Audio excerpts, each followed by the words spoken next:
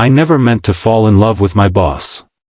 But when she showed up at my door the next morning with coffee and that question in her eyes, I knew my carefully constructed life was about to change forever.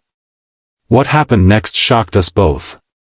If you're enjoying this story, please hit that like button and subscribe to the channel for more emotional stories that will tug at your heartstrings. Your support means everything. The rain pounded against my windshield as I navigated the dark streets of downtown. It was nearly midnight, and all I could think about was getting home to Lily. My 7-year-old daughter would be fast asleep by now, but I still hated leaving her with the babysitter this late. The company holiday party had run longer than expected, and as the newest senior account manager, I couldn't exactly slip away early. "Turn left here," came the slurred voice from my passenger seat. I glanced over at Katherine Winters, my boss and the CEO of Winters Media Group. Her normally perfect blonde hair was slightly disheveled, and her eyes were half closed as she leaned against the window. The woman who commanded boardrooms and struck fear into marketing executives across the city was now struggling to give coherent directions to her own home. "Are you sure?" I asked, slowing down at the intersection. "I thought you lived in Oakwood Heights." "I do, Mark," she mumbled, waving her hand vaguely. "But there's construction on Maple. This way's faster." I made the turn, though I wasn't convinced. I'd only been to her neighborhood once, for a company barbecue last summer, but this didn't seem right. Still, she was my boss, and despite her current state, Katherine Winters was not someone you questioned lightly. I'd been working at Winters Media for just over a year. After my wife Emma died 3 years ago, leaving me to raise Lily alone, I'd thrown myself into my work. The promotion to senior account manager 6 months ago had been a godsend financially, but the hours were brutal. Tonight was the first company event I'd attended since taking the position, and only because my neighbor Mrs. Chen had agreed to watch Lily. "You're a good employee, Mark," Katherine said suddenly, her voice clearer than it had been all night. "So reliable. So trustworthy." "Thank you," I replied, keeping my eyes on the road. "I appreciate the opportunity you've given me." She laughed, a sound I rarely heard in the office. Always so formal. Even now. She shifted in her seat to face me. "You know, I've noticed you. How you never join the others for happy hour. How you're always the first to leave when the day ends." I tightened my grip on the steering wheel. "I have responsibilities at home." "Your daughter," she said softly. "Lily, right? How old is she now?" 7, I answered, surprised she remembered my daughter's name. Katherine wasn't known for taking a personal interest in her employees. "That's a wonderful age," she said, her voice taking on a wistful quality I'd never heard before. Full of imagination and questions. The rain was coming down harder now, making it difficult to see. I slowed the car, peering through the windshield. "I think we're lost," I admitted after a few more turns led us into an unfamiliar neighborhood of large, expensive homes set back from the street. Katherine was quiet for a moment, then sighed. "I'm sorry, Mark. I'm not thinking clearly." She fumbled with her phone, the screen illuminating her face in the darkness. "Here, I'll put my address in your GPS." As she leaned over to hand me her phone, the car hit a pothole, sending her lurching forward. I reached out instinctively to steady her, my hand catching her arm. For a moment, we were close enough that I could smell her perfume, something expensive and subtle that I'd caught hints of in passing at the office. "Sorry," I said, quickly returning my hand to the wheel. "Don't be," she replied, her voice barely audible over the rain. The GPS directed us back to the main road and then through the winding streets of Oakwood Heights. When we finally pulled up to her house, a modern, glass and stone structure that probably cost more than I'd earn in a decade, I felt a wave of relief. "Here we are," I said, putting the car in park. "Do you need help getting inside?" Katherine looked at her house, then back at me. There was something vulnerable in her expression that I'd never seen before. "Would you mind?" just to the door. I'm not. I don't feel steady. I nodded, turning off the engine and coming around to her side with an umbrella. As she stepped out, she stumbled slightly, and I caught her elbow to steady her. We walked slowly up the path to her front door, the rain drumming on the umbrella above us. At the door, she fumbled with her keys, dropping them once before managing to unlock it. The house was dark and silent as we stepped inside. "Thank you," she said, flipping on a light. "I don't usually. I'm not normally like this." "It's fine," I assured her. "It was a good party." She smiled, and for a moment, she didn't look like my intimidating boss. She looked like a woman who had let her guard down for one night. "Would you like some coffee before you go? It's late, and the rain." I checked my watch. It was already past midnight. I should get back. "The babysitter." "Of course," she said quickly. "I wasn't thinking. You have Lily waiting." The way she said my daughter's name, with such care, caught me off guard. "Thank you for understanding," I said. "And for the ride home. I'll see you Monday." As I turned to leave, she called after me. "Mark? Would you text me when you get home? Just so I know you made it safely in this weather." I nodded, surprised by her concern. "Sure. Good night, Katherine." "Good night, Mark." The drive home was quiet, just the sound of rain and my thoughts.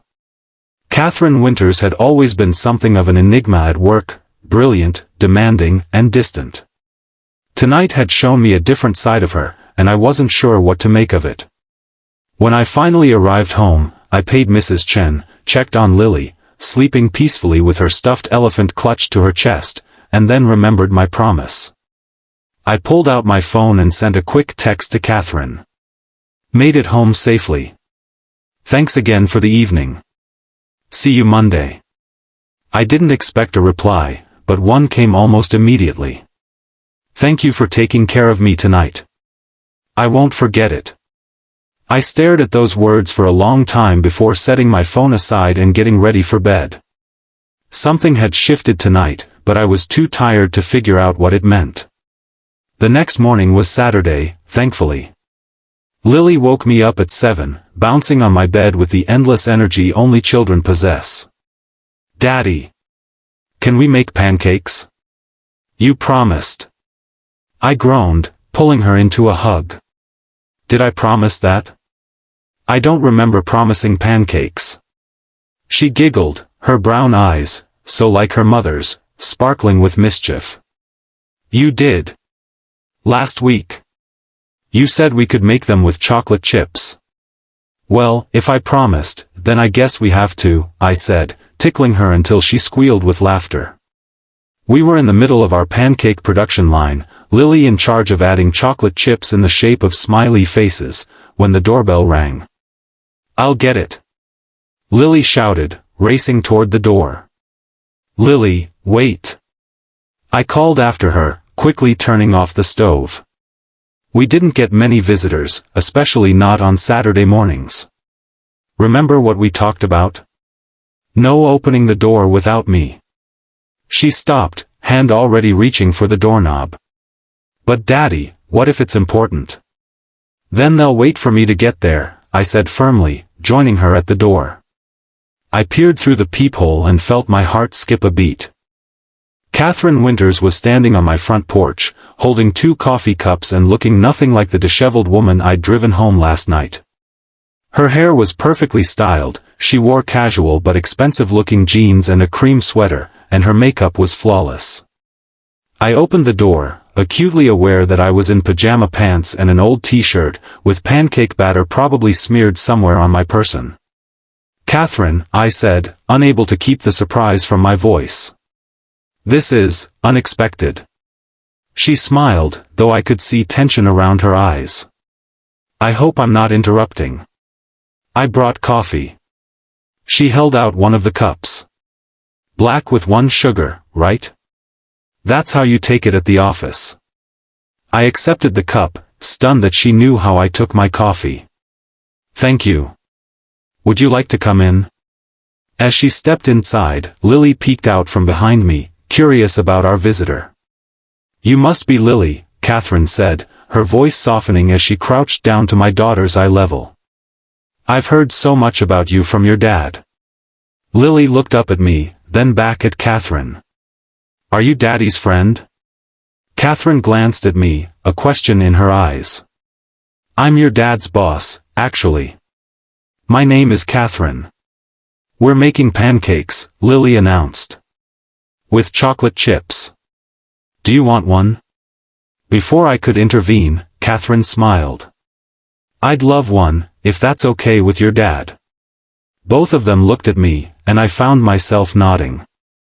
"We have plenty of batter. But the kitchen's a bit of a mess." "I don't mind," Katherine said, following Lily, who had already grabbed her hand and was pulling her toward the kitchen.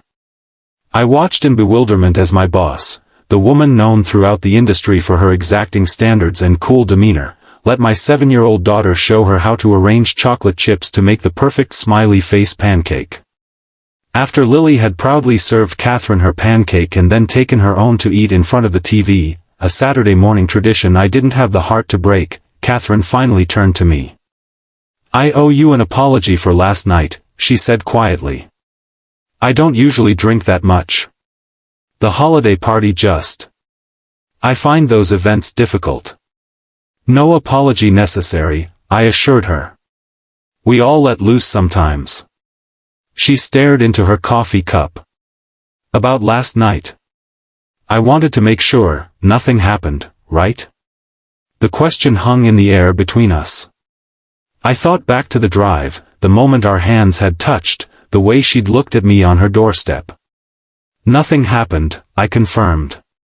"I drove you home, helped you to your door, and left." She nodded, relief and something else, disappointment, flickering across her face. "That's what I thought. My memory is a bit fuzzy, and I wanted to be sure." "Katherine," I said carefully, "why are you really here?" She met my eyes then, and for a moment, I saw vulnerability again. "I realized last night that I don't know my employees very well.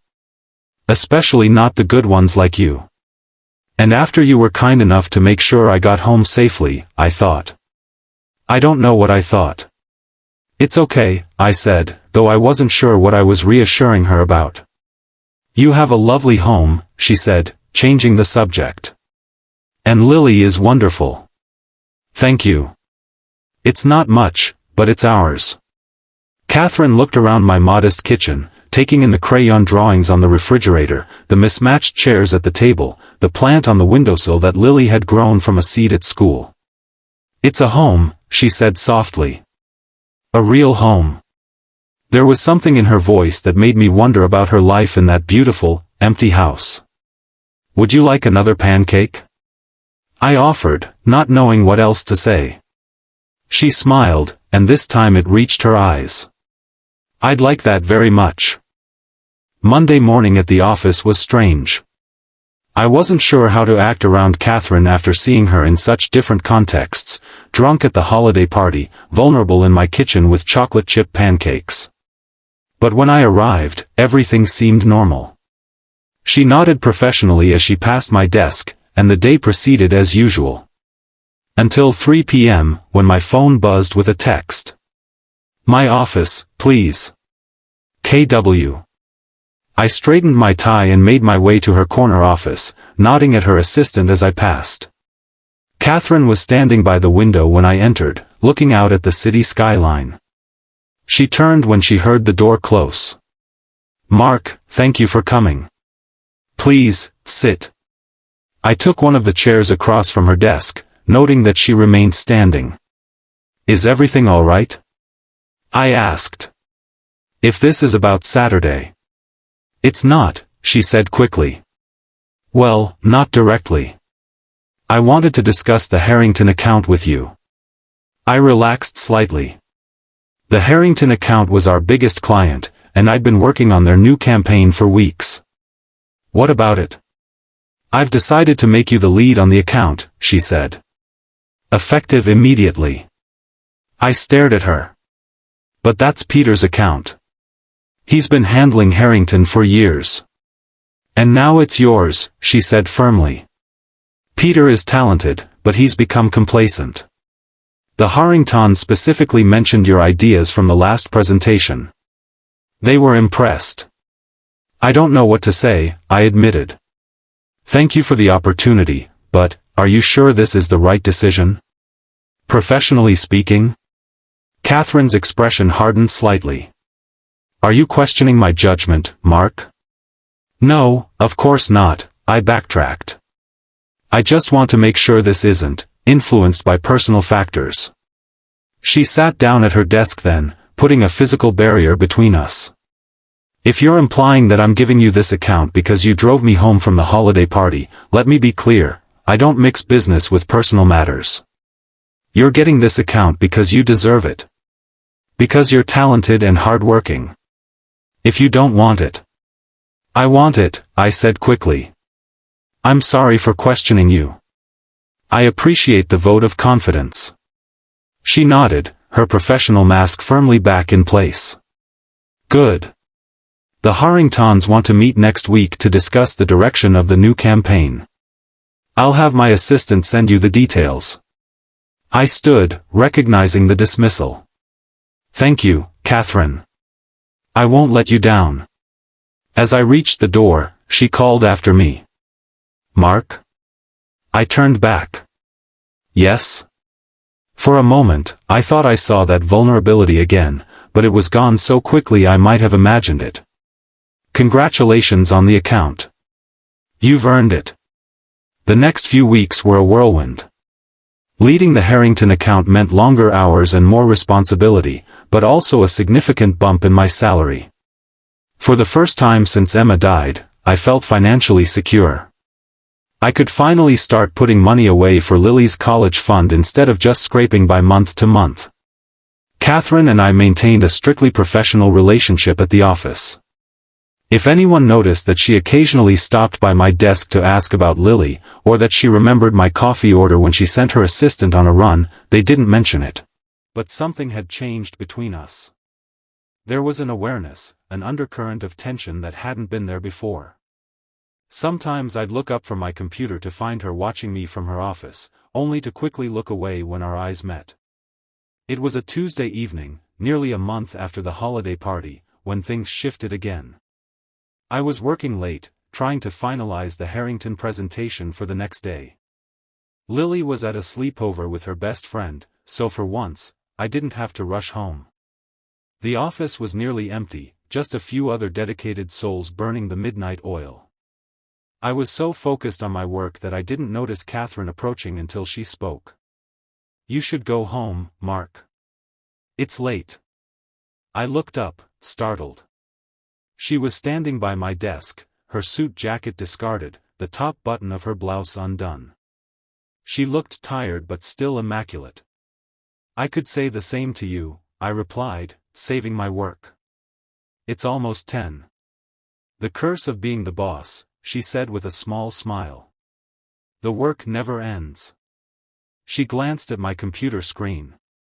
The Harrington presentation? I nodded. Just making some final adjustments. I want it to be perfect.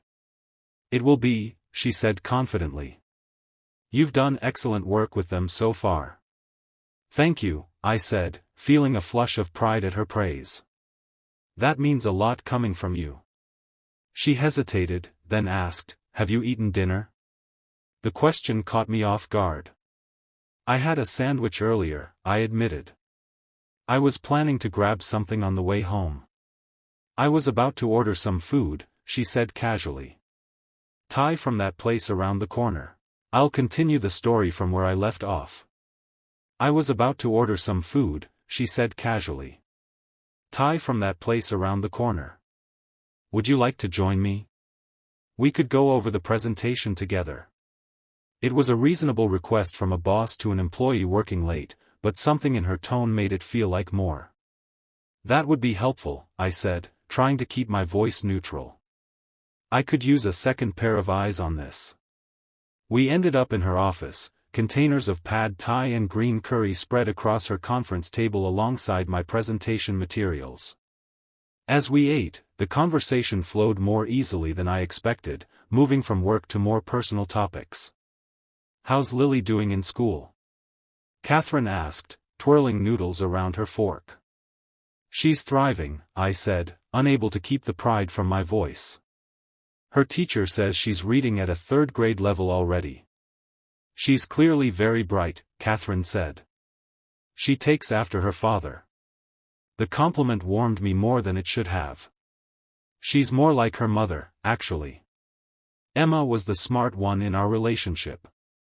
Katherine set down her fork, her expression softening. "You don't talk about your wife much." "It's still difficult sometimes," I admitted. "We were high school sweethearts. I never imagined life without her." "How did she?" Katherine began, then stopped herself. "I'm sorry, that's too personal." "No, it's okay," I said, surprising myself with how much I wanted to tell her. "Cancer." It was quick, only 4 months from diagnosis to the end. Lily was 4. Sometimes I worry she won't remember her mother. Katherine reached across the table and briefly touched my hand. "With you as her father, I'm sure Emma's memory is very much alive in your home." The simple gesture and her words brought a lump to my throat. "Thank you." She pulled her hand back, returning to her professional demeanor. "Let's look at that presentation, shall we?" We worked for another hour, her insights making the presentation significantly stronger. When we finally finished, it was nearly midnight. "I should get going," I said, gathering my materials. "Thank you for dinner and the help." "Of course," she replied, walking me to the door of her office. "That's what bosses are for." There was a moment of awkward silence as we stood there, close enough that I could smell that subtle perfume again. "Katherine," I began, not sure what I was going to say. "You should go home, Mark," she said softly. "It's late, and you have a big presentation tomorrow." I nodded, stepping back. "Good night, then." "Good night." The Harrington presentation was a resounding success. The clients loved our approach, and Katherine was visibly pleased as we left the conference room. "Excellent work," she said as we walked back to the office. "I knew you were the right choice for this account." "I couldn't have done it without your input last night," I replied.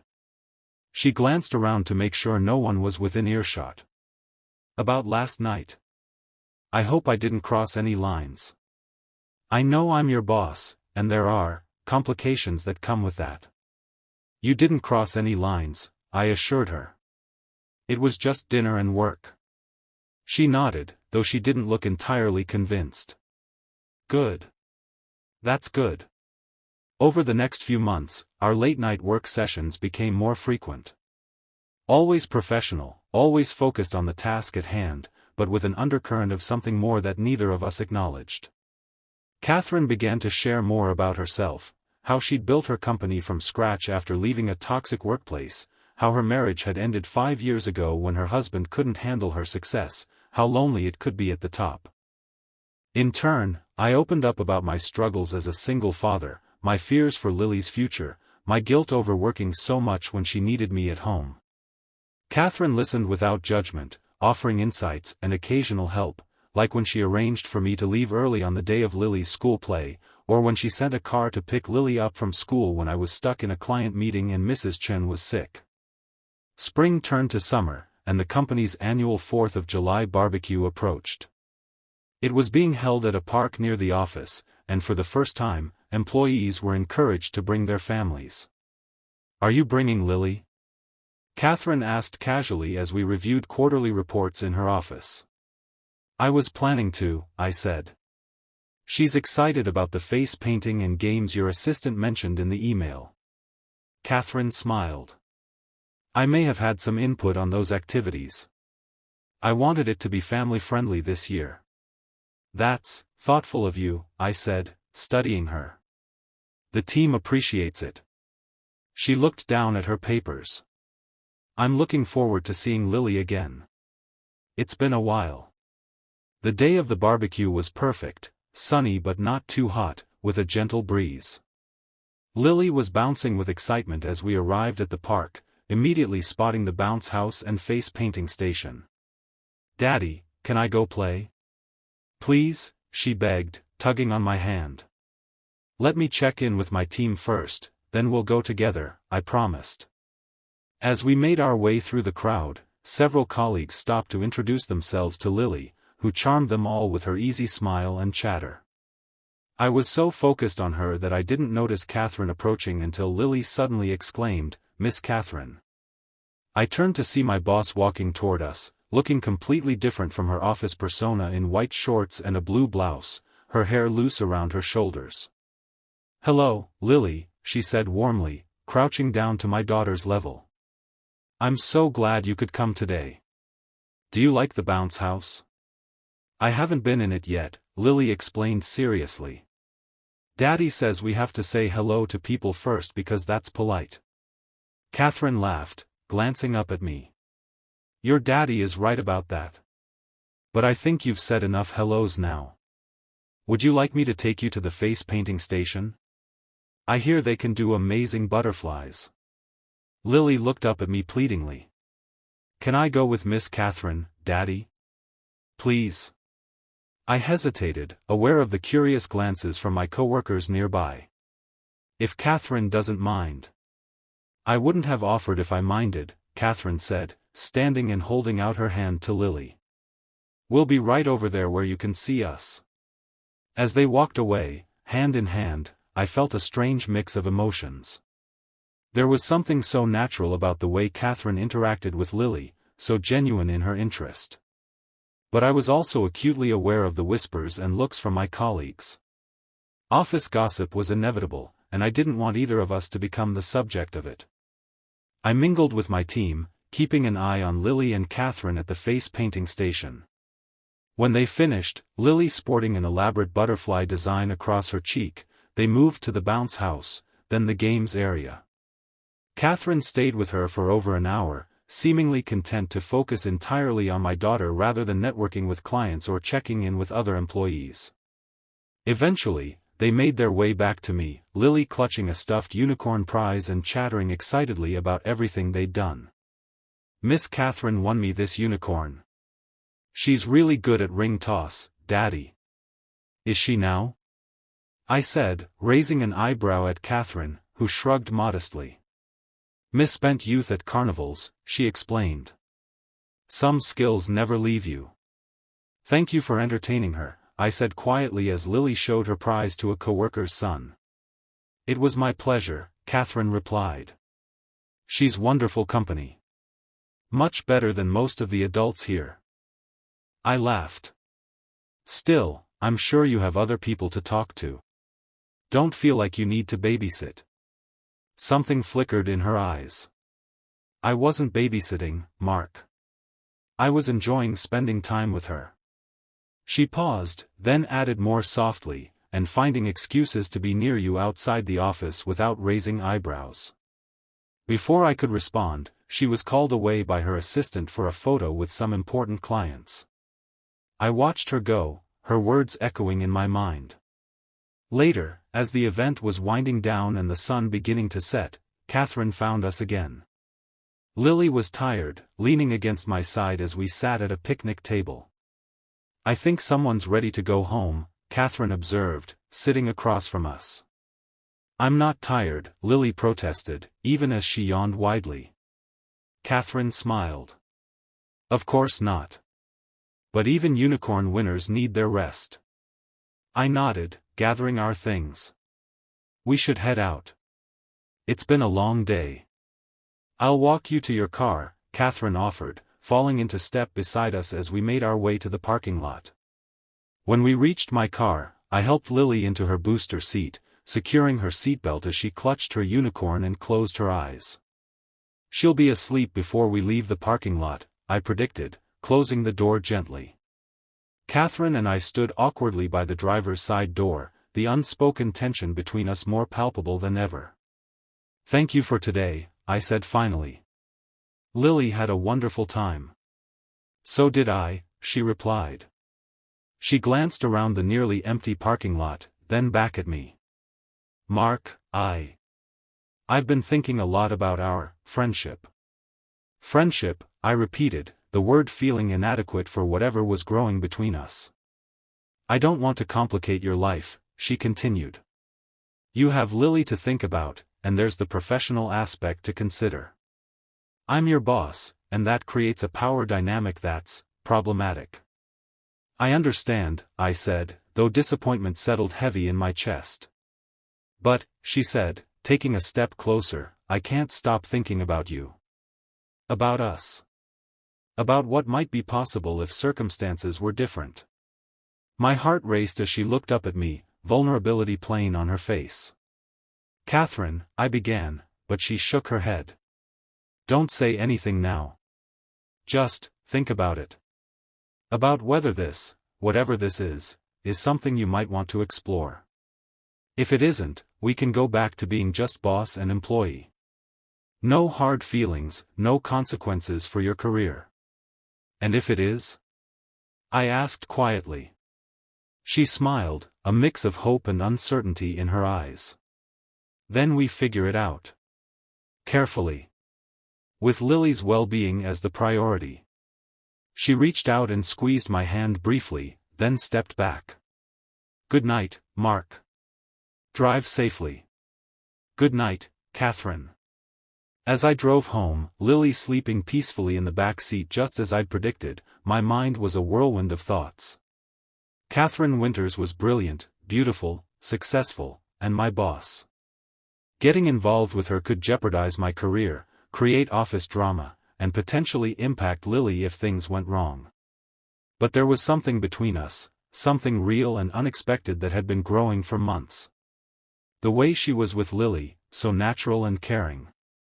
The way she listened when I talked about Emma, offering comfort without platitudes. The way she challenged me professionally while supporting me personally. By the time I carried Lily into our house and tucked her into bed, Unicorn still clutched in her arms, I had made my decision. Monday morning arrived with a knot of anticipation in my stomach. I had spent the weekend thinking about Katherine's words, about what I wanted, about what was best for Lily. I arrived at the office early, hoping to catch Katherine before the day began in earnest. Her assistant wasn't at her desk yet, but Katherine's office door was open.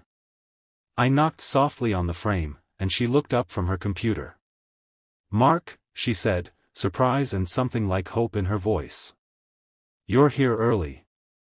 I wanted to talk to you, I said, stepping inside and closing the door behind me. About what you said at the barbecue. She set down her pen, giving me her full attention. And? I've thought about it, I said, moving closer to her desk. About the complications, the risks, the potential consequences. Her expression remained carefully neutral. And your conclusion? My conclusion is that some things are worth the risk, I said simply. You're worth the risk, Katherine. The professional mask slipped, revealing a smile that transformed her face. Are you sure? Because once we start this, there's no going back to how things were.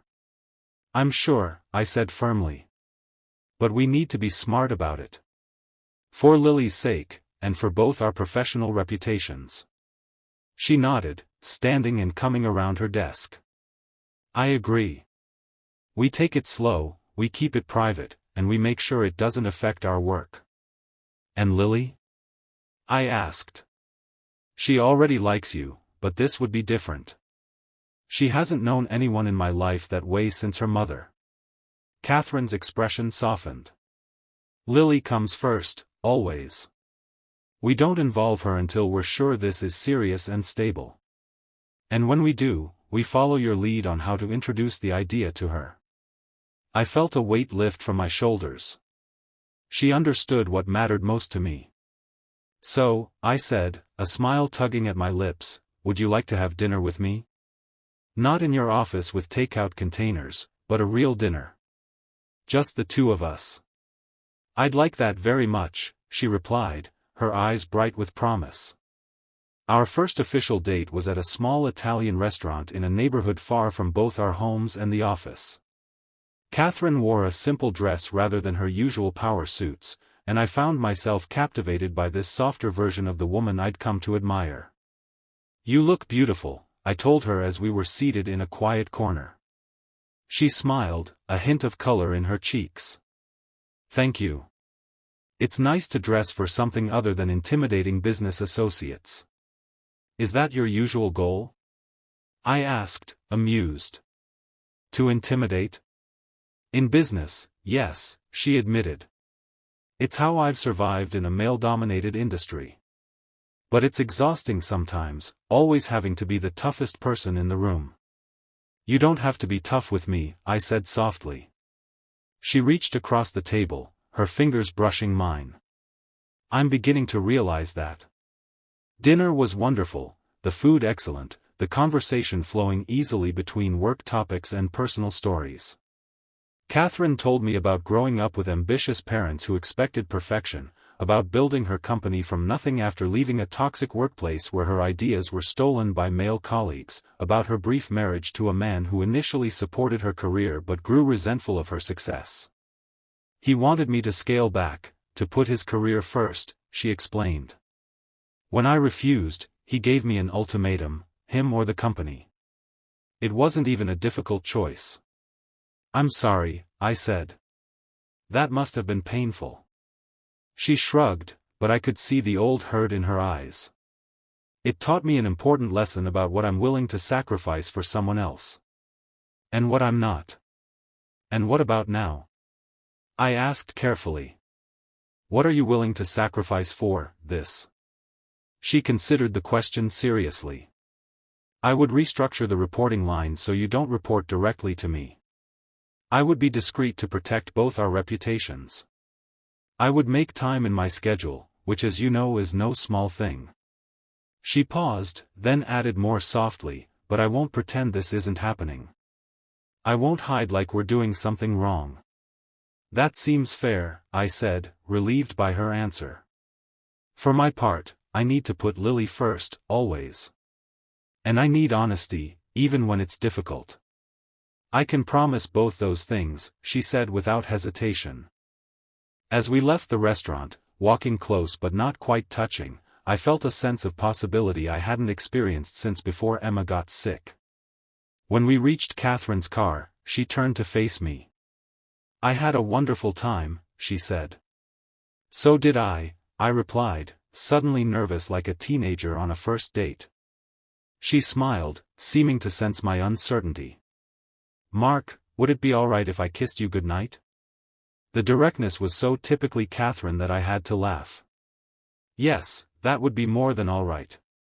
She stepped closer, one hand resting lightly on my chest as she rose on her toes to press her lips to mine.